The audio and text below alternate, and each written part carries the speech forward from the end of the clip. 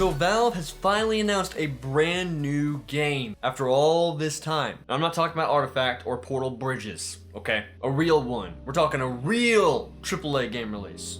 That's right. Half-Life is getting a brand new entry after, I believe, 15 years without a new Half-Life game.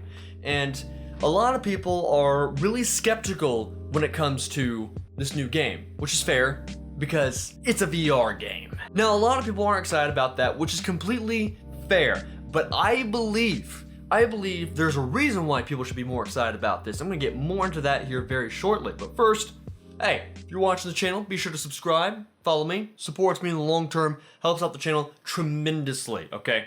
Like, I like what I do here, and I want to keep doing it. Also, follow me on Twitter for more updates on that sort of stuff. But other than that, let's get back into the video.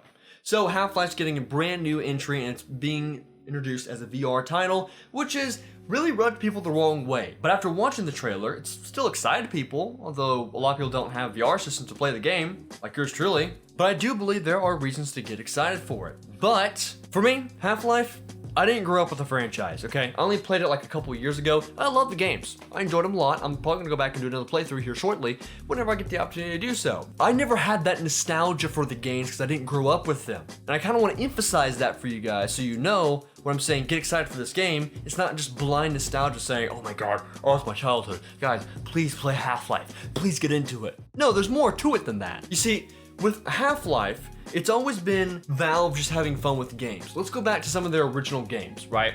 The original Half-Life games, it wasn't them capitalizing on the FPS genre because it was popular at the time. It was Valve doing what they wanted to do. Now granted, in the 90s, there were a lot of first-person shooters, but Valve was the company at the time going, what if we made a first-person shooter? You know, it was just game developers having fun. It's a lot like the Halo 2 days I like to bring up a lot. A big example I like to use to describe Bungie is how they were the type of company that went, hey, what if we had a grunt riding on the back of a hunter that threw sticky grenades? Let's do it. They literally did that all the time. They even brought that up as an example during one of their documentaries. They're guys that just tried stuff because they enjoy game development. And Valve is a huge company that does that. And I think this should be emphasized when it comes to their games. Portal is something they created not because they wanted to capitalize on a genre like that, it's because they wanted to do something in that area and they had a lot of great ideas about how to do it. Half-Life is the prime example, especially with Half-Life 2.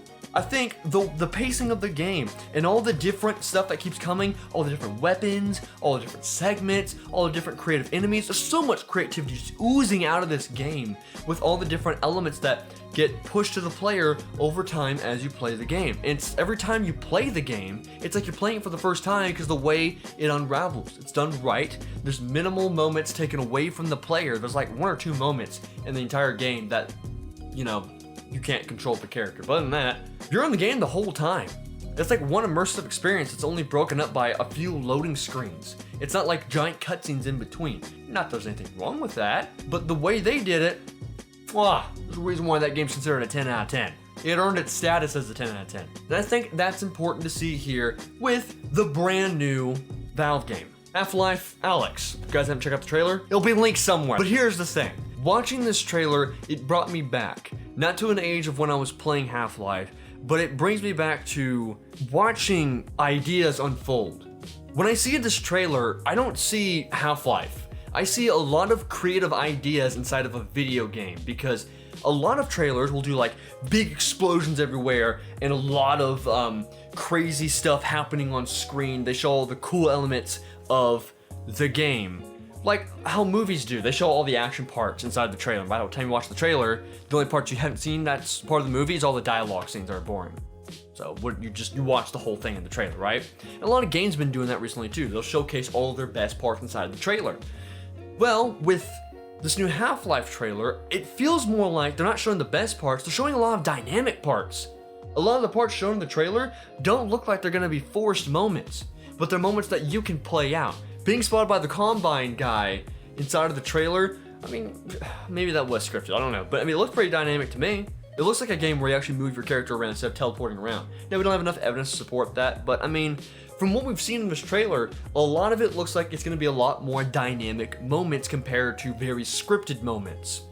Scripted being compared to you're stuck inside of a sequence and it's a lot closer to what you would see in like a quick time event, just for an example, right? But with dynamic moments, you're talking about moments where it's all based off the player. Like when you play Metal Gear Solid 5 and you attach a bunch of C4 to a truck and then you drive it into a town, you hop out of the truck and you blow it up to blow up a bunch of enemies. The game didn't tell you to do that. The sandbox made it available for you to have choices like that in the first place. You could have just raided the city with a gun or snuck in there, got the prisoner, got out. There's a lot of stuff you can do. It's very dynamic that way because there's a lot more opportunities. And watching this trailer, I see a lot more dynamic moments from the stuff inside of here, and that's why I'm excited here.